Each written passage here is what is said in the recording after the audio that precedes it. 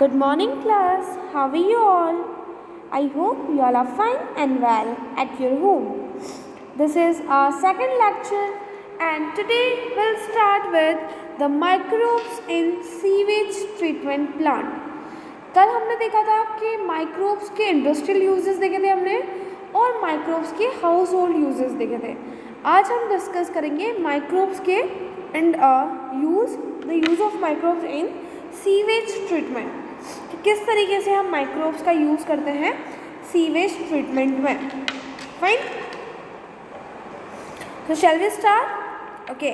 तो what do you mean bye sewage? Sewage हम किसे बोलते हैं और क्या होता है sewage?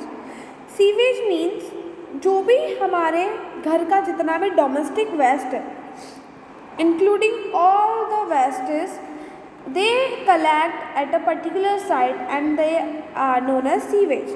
And sewage is the municipal waste water containing large number of human excreta. It contains organic waste and pathogens. क्या क्या हो सकते हैं इसके अंदर?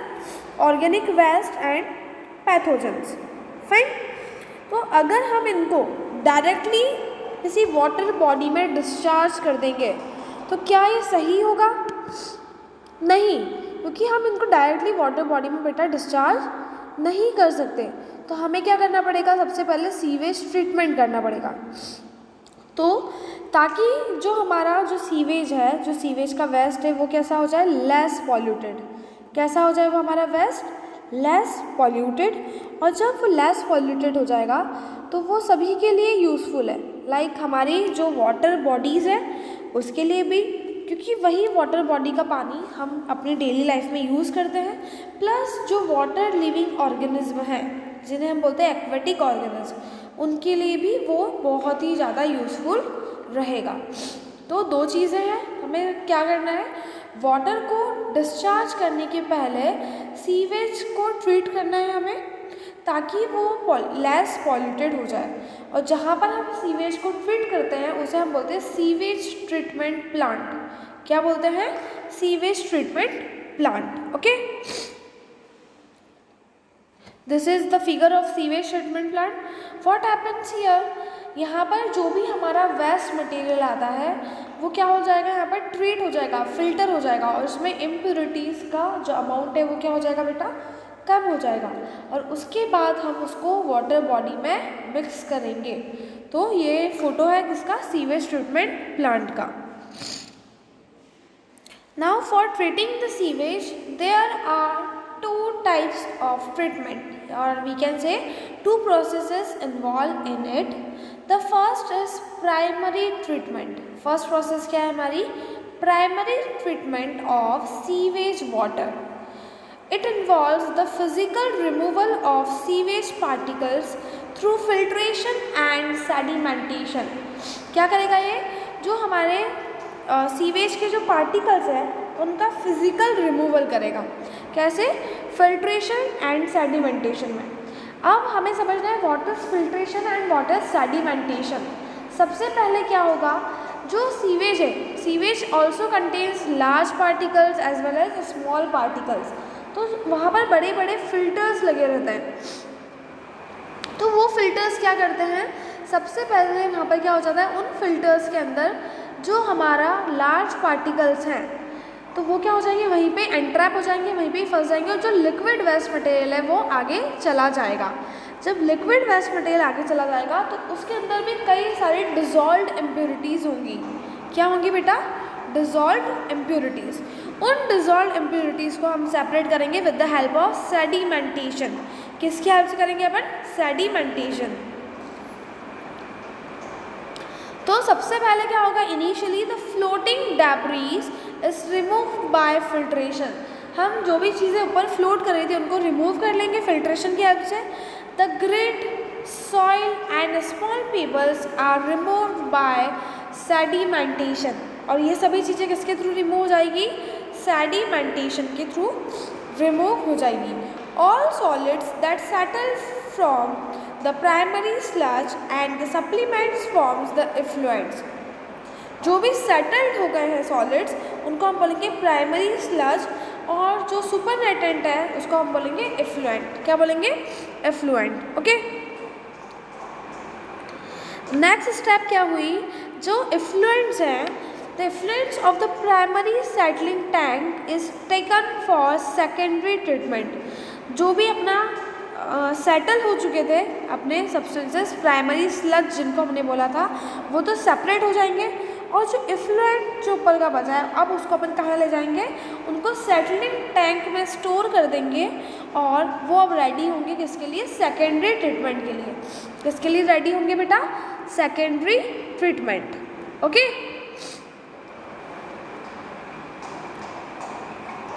The next is secondary treatment of sewage water. यहाँ पर क्या होगा? जो हमारा प्राइमरी इफ्लुएंट था उसको हम पास करेंगे लार्ज एरिएशन टैंक से। किससे पास करेंगे बेटा? लार्ज एरिएशन टैंक से। This allow us vigorous growth of useful aerobic microbes. जो किसको अलाउ करेगा? जो हमारे यूजफुल माइक्रोब्स जिनको हमने ऐड करवाया है, ताकि हम यहाँ पर वाटर को ट्रीट कर सकें। ठीक है, उनको उनकी जो ग्रोथ है वो बहुत ही फास्ट हो जाएगी एरिएशन की वजह से। Second, this microbes consumes the major part of the organic matter in the influents. अब ये माइक्रोब्स का काम क्या है? ये माइक्रोब्स जो मेजॉरिटी जो पार्ट है किसका? अपना प्राइमरी इफ्लुएंट का, उस मेजॉरिटी पार्ट को क्या कर जाएंगे? डाइजेस्ट कर जाएंगे, उसको कंज्यूम कर लेंगे। ठीक है, तो अब क्या हुआ? हमारा जो वेस्ट मटेरियल है, जो सीवेज वाटर है, उसमें से ऑर्गेनिक वेस्ट का जो मैक्सिमम पार्ट है वो किसने कंज्यूम कर लिया? और हमारे माइक्रोब्स ने। अब हमारे पास जो ऑर्गेनिक वेस्ट बचा है उसके अंदर माइक्रोब्स के ने जो कंज्यूम कर लिया उतना अपना ऑर्गेनिक मैटर खत्म हो चुका है आप इफ्लुएंट पर। This significantly reduces the BOD। ये क्या रिड्यूस कर देगा? Biological oxygen demand of the effluent. Once the BOD of sewage is reduced, the effluent is then passed into the settling tank. जैसे ही हमारे वाटर की BOD रिड्यूस हो जाती है, हम उस इफ्लुएंट को कहाँ से पास कर देते हैं? सेटलिंग टैंक से पास कर देते हैं। Where the bacterial flocs are allowed to sediment, this sedimentation is called activated sludge. वहाँ पर हम किसको अलाउ करते हैं? बैक्टीरियल फ्लॉस को, ताकि वो सेडिमेंट हो जाए, और इस टाइप के सेडिमेंटेशन को हम बोलते हैं activated sludge. Okay, the next is the sludge is pumped into an aerobic sludge digester. अब ये जो हमारा एक्टिवेटेड स्लज था, जहाँ पर अपन ने क्या करा? बैक्टीरियल फ्लोसिस को अलाउ कर दिया, इसको हम कहाँ पर पंप कर रहे हैं? एन एरोबिक स्लज डाइजेस्टर की तरफ हम इसको क्या कर देंगे? पंप कर देंगे। अब एन एरोबिक डाइजेस्टर में क्या होगा? एन एरोबिक बैक्टीरियाज जो हैं वो डाइजेस्ट कर देंगे बैक्टीरिया एंड फंजाई। जो हमारे स्लज के अंदर जो बैक्टीरिया और फंजाई थे उसको डाइजेस्ट कर देंगे कौन? अपने एन एरोबिक बैक्टीरियाज। फाइन, तो अब हमारा जो पानी है उसमें बैक्टीरिया और फंजाई की भी हमने किलिंग करवा दी है, उनको भी डाइजेस्ट कर दिया है एन एरोबिक बैक्टीरिया की हेल्प से। Seventh, next point, during this bacteria produce biogas. इसके टाइम पर जब ये प्रोसेस होगी तो एनाएरोबिक रेस्पिरेशन की वजह से जो मिथेनोजेंस है वो क्या प्रोड्यूस कर देंगे? बायोगैस, जिसको अपन बोलते हैं methane gas. The effluent from the secondary treatment plant is released into the natural water bodies like rivers and streams। और अब जो अपना वाटर है वो हम कहाँ रिलीज़ कर देंगे? अभी इस इफ्लुएंट को हम रिलीज़ कर देंगे हमारे नेचुरल बॉडीज़ में, लाइक रिवर्स एंड स्ट्रीम्स। तो अपन ने क्या करा इस सेकेंडरी प्रोसेस में? सबसे पहले हमने एरिएशन टैंक में अपने इफ्लुएंट को डाल दिया। एरिएशन टैंक में हमने एरोबिक माइक्रोब्स को पास किया, उनको ग्रोथ होने दी। ठीक है, जब हमारी एरोबिक माइक्रोब्स की ग्रोथ हो गई तो क्या हो जाएगा? ये aerobic microbes maximum organic matter को डाइजेस्ट कर लेंगे, कंज्यूम कर लेंगे। इससे क्या होगा? हमारा जो वाटर बॉडी है, जो इफ्लुएंट है, उसकी जो बायोकेमिकल ऑक्सीजन डिमांड क्या है? रिड्यूस हो जाएगी। जब ये रिड्यूस हो जाएगी तो हम इसको अलाउ किससे करेंगे? हम इसको सेटलिंग टैंक से पास कर देंगे, जहाँ पर क्या थे? बैक्टीरियल फ्लॉसेस थे, और उस स्लज को हमने नाम दिया एक्टिवेटेड स्लज। अब इस एक्टिवेटेड स्लज को हमने किस में डाल दिया, एनएरोबिक स्लज डाइजेस्टर में पंप कर दिया। वहाँ पर कौन से बैक्टीरिया है, एनारोबिक बैक्टीरिया। वो एनारोबिक बैक्टीरियाज अदर बैक्टीरिया और फंजाई को डाइजेस्ट कर लेंगे। जब वो उनको डाइजेस्ट करेंगे तो क्या प्रोड्यूस करेंगे, बैक्टीरियाज बायोगैस प्रोड्यूस कर देंगे।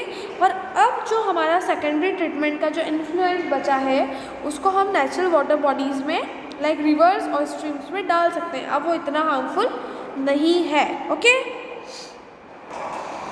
नाउ हमें ये तो समझ में आ गया कि हमारी बीओडी रिड्यूस होती है तो वाटर को हम आगे फिर फर्दर ट्रीट करके वाटर बॉडीज़ में ऐड कर सकते हैं। So we need to understand what do you mean by BOD, biochemical oxygen demand क्या होती है। BOD is the amount of oxygen required to oxidize total organic matter by bacteria in 1 liter of water। तो हमने क्या किया था, वहाँ पर एनएरोबिक बैक्टीरियाज का यूज़ कर लिया था। तो उसकी वजह से जो एक्चुअली जो बैक्टीरिया की जो डिमांड है कि वो ऑर्गेनिक मैटर को डाइजेस्ट करने के लिए जितनी ऑक्सीजन उसको रिक्वायर्ड होती है वो क्या हो गई हमारी, रिड्यूस। क्योंकि वहाँ बैक्टीरिया कौन से हो गए, एनएरोबिक बैक्टीरिया हो गए and they don't need any oxygen for their process। okay, BOD measures the organic matter present in the water। और इस BOD से ही हम मेजर कर देते हैं ऑर्गेनिक मैटर कितना प्रेजेंट है। तो अगर हम ऑर्गेनिक मैटर को ही रिमूव कर देंगे, ऑर्गेनिक मैटर को ही डाइजेस्ट कर देंगे तो जो BOD की डिमांड है वाटर में वो क्या हो जाएगी बेटा, रिड्यूस हो जाएगी। The greater the BOD of the waste water more it is polluting potential. जितना ज़्यादा BOD होगा, जितना ज़्यादा BOD की डिमांड होगी उतना ही ज़्यादा क्या होगा, हम बताएंगे कि ये वाटर उतना ही पॉल्यूटेड है। Means BOD is directly proportional to the water pollution. Water में कितना पॉल्यूशन है उसको वो किसके डायरेक्टली प्रोपोर्शनल है, बायोलॉजिकल ऑक्सीजन डिमांड के। Okay, the next thing is biogas plant. Biogas plant क्या होता है, बायोगैस प्लांट एक ऐसा सेटअप है, आप लोग देख सकते हैं यहाँ डायग्राम में, ये एक ऐसा सेटअप होता है जिसके अंदर हम बैक्टीरियाज की हेल्प से, कौन से बैक्टीरिया, मिथेनोजेंस बैक्टीरिया की हेल्प से ऑर्गेनिक वेस्ट को डाइजेस्ट करवाते हैं। और जब ये ऑर्गेनिक वेस्ट डाइजेस्ट हो जाता है तो क्या प्रोड्यूस होगा यहाँ पर प्रोड्यूस होगी डिफरेंट टाइप की गैसेस। तो ये अपना किसका सेटअप है बेटा, ये हमारा सेटअप है बायोगैस प्लांट का। और विलेजेस में तो कई बार जो विलेजर्स हैं वो काऊ डंग की हेल्प से बायोगैस का प्रोडक्शन करते हैं और उसी को as a fuel, as a domestic fuel use करते हैं।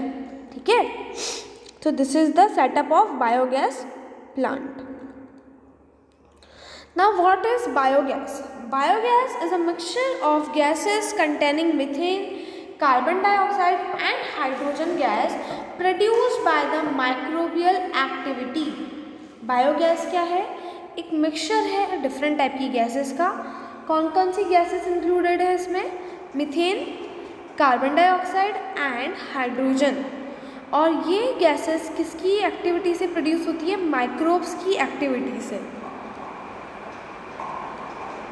Where we use biogas?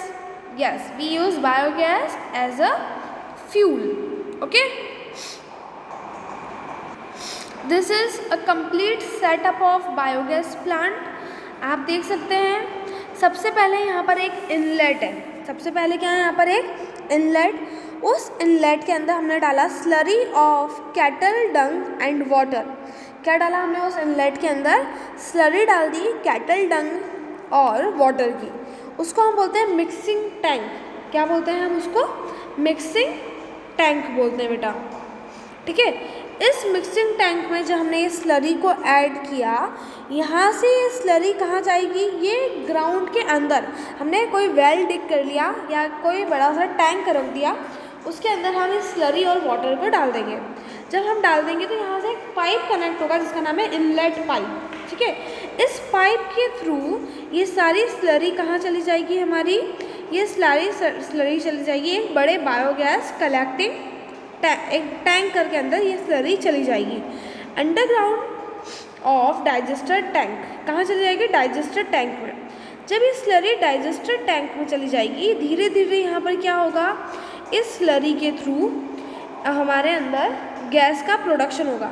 जैसे जैसे गैस प्रोड्यूस होती जाएगी, गैस क्या है, लाइटर होती है, गैस की डेंसिटी क्या होती है बेटा, कम, तो गैस अपवर्ड मूव करेंगी।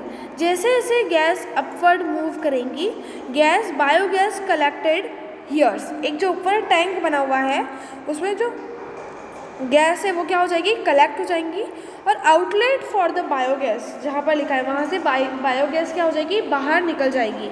कई बार ऐसा होता है स्लरी एक्सेसिव हो जाती है, तो यहाँ पर एक और आउटलेट है, ओवरफ्लो टैंक जिसको बोलते हैं। यहाँ पर जो एक्सेसिव स्लरी है वो यहाँ पर आगे क्या हो जाती है, स्टोर हो जाती है। ठीक है, तो इस तरीके से क्या होता है अपना बायोगैस का प्रोडक्शन।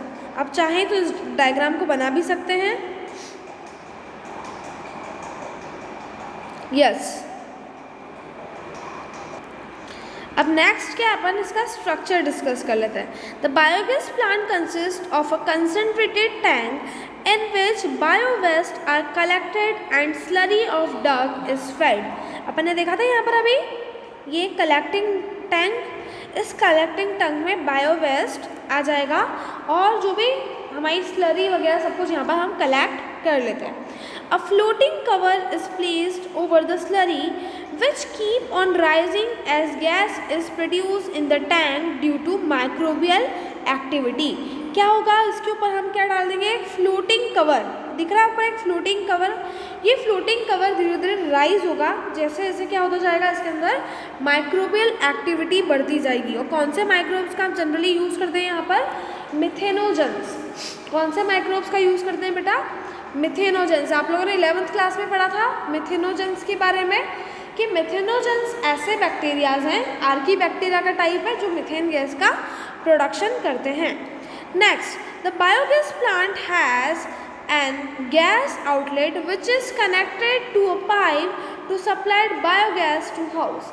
अब क्या है, यहाँ पर बायोगैस प्लांट के पास क्या होगा, मैंने जैसा बताया था आपको कि जो विलेजर्स हैं इसको एज अ फ्यूल यूज़ करते हैं। तो जैसे जैसे बायोगैस बनती जाती है वो एक पाइप से कनेक्टेड होती है और वो अपने घर में इसका यूज़ करते हैं। Used slurry is remove through another outlet and may be used as fertiliser.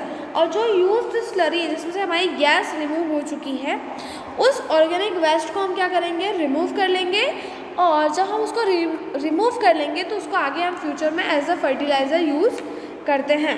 And the biogas दस produce is use for cooking and lightning. जो बायोगैस प्रोड्यूस हुई उसको काय में यूज़ कर लिया, कुकिंग और लाइटनिंग में। ठीक है, आ गया समझ में, ओके ओके। अब आपको दिख रहे हैं मेथेनोजन बैक्टीरियम, तो हम ये ऑलरेडी डिस्कस कर चुके हैं चीज़ें कि बायोगैस क्या होती है। बायोगैस के अलावा जो हमारा काऊ डंग होता है, अगर काऊ डंग की प्योरली हम काऊ डंग की हेल्प से अगर गैस का प्रोडक्शन करते हैं तो उसको हम क्या बोलते हैं, गोबर गैस प्लांट। क्या बोलते हैं बेटा, गोबर गैस प्लांट। ठीक है, अभी अपन देखते हैं उसका स्ट्रक्चर भी। और ये जो हमारे बैक्टीरियाज हैं जिनकी हम बात कर रहे थे, कौन से, मिथेनोजेंस, ये बैक्टीरिया जो हमारे रूमेंट्स होते हैं, ठीक है, रूमेंट्स मीन्स ऐसे कैटल्स जो किसको डाइजेस्ट कर सकते हैं, सेल्यूलोज मटेरियल को डाइजेस्ट कर सकते हैं, उन कैटल्स के अंदर भी ये प्रेजेंट होते हैं। अब उनके अंदर इनका काम क्या है, in rumen this bacteria help in the break down of cellulose and play an important role in the nutrition of cattle. So what do you mean by cattle?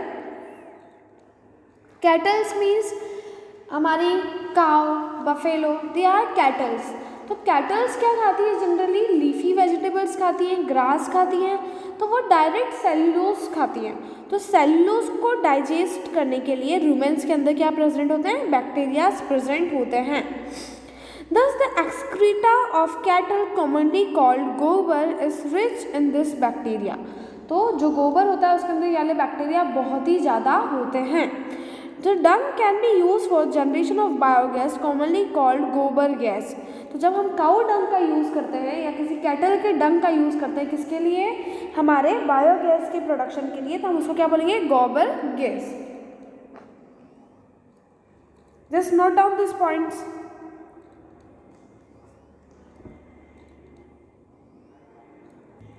The next is that it is the technology of biogas production was developed in India mainly due to the efforts of Indian Agricultural Institute. ठीक है, IARI ने सबसे पहले इसके लिए efforts लिए थे biogas के प्रोडक्शन के लिए, और उसके साथ साथ KVIC, इन दोनों रिसर्च इंस्टीट्यूट्स ने सबसे पहले क्या करा था, बायोगैस प्रोडक्शन के लिए अपने एफर्ट्स लिए थे। ठीक है, तो KVIC कौन है, Khadi and village industries commission, इन दोनों ने मिलकर बायोगैस प्रोडक्शन के लिए सबसे पहले अपने इनिशिएटिव्स लिए। ठीक है, जब इन्होंने बायोगैस का प्रोडक्शन किया तो वही चीज़ें आज बहुत सारी वर्ल्ड वाइड अलग अलग कंट्रीज़ के अंदर भी फॉलो हो रही है। आप बायोगैस प्लांट का सेटअप देख सकते हैं, यहाँ पर एक और मैंने डायग्राम दिखाया है आपके लिए, मिला? Okay, now the next is microbes as bio control agents. Next हम क्या देखने जा रहे हैं, microbes as bio control agents. ठीक है, तो जैसे लेडी बर्ड एल्फेट को कंट्रोल करती है, ड्रैगन फ्लाई इसको कंट्रोल करते हैं, मॉस्किटोज को कंट्रोल करते हैं। तो जो हमारे माइक्रोब्स हैं वो क्या किस में हेल्प करते हैं, हमारे बायोलॉजिकल पेस्ट कंट्रोलर्स हैं ये। और अगर ये पेस्ट को कंट्रोल करेंगे तो ये किसको कंट्रोल कर पाएंगे, डिसीजेस को भी। लाइक अगर मॉस्किटोज कंट्रोल हो गए तो क्या हो जाएगा, मॉस्किटो के कंट्रोल होने से डिसीज़, वो क्या है, पैथोजन है, तो वो डिसीज़ को भी कंट्रोल कर लेगा। इसलिए कई सारे पेस्ट ऐसे हैं, कई सारे माइक्रोबियल बायो कंट्रोल एजेंट्स होते हैं। ठीक है, नेक्स्ट एग्जाम्पल है हमारा ट्राइकोडर्मा। ट्राइकोडर्मा क्या है, एक फंजाई है। So it protects root system and control plant pathogens. ठीक है, ट्राइकोडर्मा क्या करता है, रूट सिस्टम को प्रोटेक्ट करता है और प्लांट के पैथोजेंस से प्लांट को कंट्रोल करता है। तो ट्राइकोडर्मा एक्चुअली होता क्या है, एक फंगस होता है। तो वही अपन बायो कंट्रोल एजेंट्स देख रहे हैं। दूसरा है बैक्यूलोवायरस। बैक्यूलोवायरस क्या है, एक वायरस है जो अटैक करता है किन पे, इंसेक्ट्स पे और आर्थ्रोपोड्स पे। जब ये वायरस बैक्यूलोवायरस अटैक कर देता है तो क्या होगा, जो हमारे पेस्ट थे, जो इंसेक्ट्स या आर्थ्रोपोड्स जो पेस्ट थे, ये पेस्ट क्या करेंगे, लीव्स को या हमारे फ्लावर्स को खा जाएंगे प्लांट्स के। तो हम इस बैक्यूलोवायरस से इनको प्रिवेंट कर सकते हैं। BT हमने पहले ही पढ़ चुके हैं, बैसिलस थ्यूरिजेनेसिस, कि क्या करता है, एक वाइड वैरायटी ऑफ इंसेक्ट्स को कंट्रोल करने के काम आता है। कि क्या करेगा, अपने अंदर से जब हम BT क्रॉपिंग करते हैं तो क्या सिक्रेट होता है, वहाँ पर क्रिस्टल सिक्रेट होते हैं। और जब क्रिस्टल सिक्रेट होता है तो उन क्रिस्टल्स की हेल्प से अगर वो क्रिस्टल को कोई भी इंसेक्ट ईट कर लेगा तो उसकी मिडगट क्या हो जाएगी, बर्स्ट, और वो इंसेक्ट की डेथ भी हो जाएगी। तो हमारा प्लांट सेव हो गया। The next is microbes as bio fertilisers. अब हम माइक्रोब्स का किस में यूज़ देख रहे हैं, बायो फर्टिलाइजर्स में। So first we need to understand that what are biofertilizers. Biofertilizers are the organisms that enrich the nutrient quality of the soil. ऐसे ऑर्गेनिज्म हैं जो क्या करते हैं, सॉइल की न्यूट्रिएंट क्वालिटी को क्या कर देते हैं, एनरिच कर देते हैं। The main source of biofertilisers are bacteria, fungi and cyanobacteria. कौन कौन है, बैक्टीरिया, फंजाई एंड साइनोबैक्टीरिया।